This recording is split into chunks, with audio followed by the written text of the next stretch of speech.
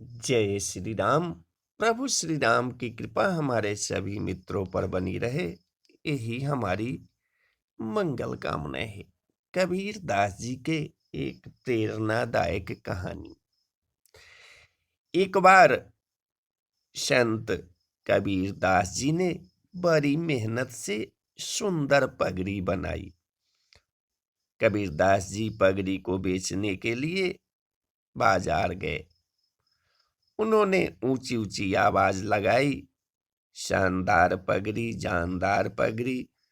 उनकी आवाज सुनकर खरीदारों ने उसका भाव पूछा। कबीर दास जी ने खरीदार को उसका मूल्य 2 टके बताया। अच्छी तरह से पगड़ी का निरीक्षण करने के पश्चात ग्राहक बोला कि 1 टके में बेचोगे? कबीर जी ने इनकार कर दिया। हर खरीदार उसका मूल्य 1 टका बोलकर आगे बढ़ जाता। आखिरकार कबीर जी निराश होकर अपने घर लौट गए। उनका एक भी पगड़ी नहीं बिका। जब घर में प्रवेश करने ही वाले थे तो उन्हें एक नजदीकी यानी कि एक पड़ोसी मिल गए। कबीरदास जी को परेशान देखकर पूछा कि क्या बात है महात्मा जी। कबीरदास जी ने सारी बात अपने पड़ोसी को बता दी। वह पड़ोसी बोला, आप पगड़ी मुझे दे दो, मैं कल सुबह इसको बेचने जाऊंगा। कबीर जी ने अपनी बनाई हुई पगड़ी अपने पड़ोसी को थमा दी। अगले दिन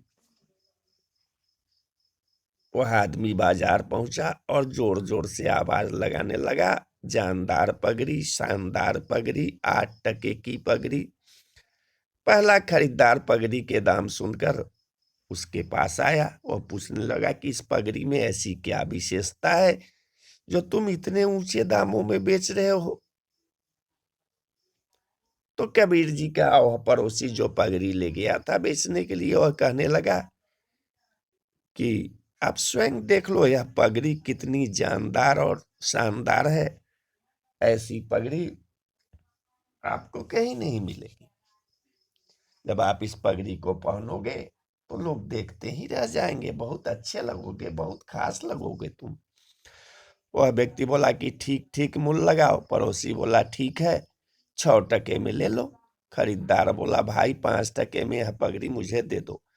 पड़ोसी मान गया और 5 टके लाकर उसने कबीर जी को दे दिए और सारी बात कबीर जी को बताई। तब कबीर जी बोले कि सत्य गया पाताल में, झूठ रहा जग छाए, 2 टके की पगड़ी 5 टके में जाए।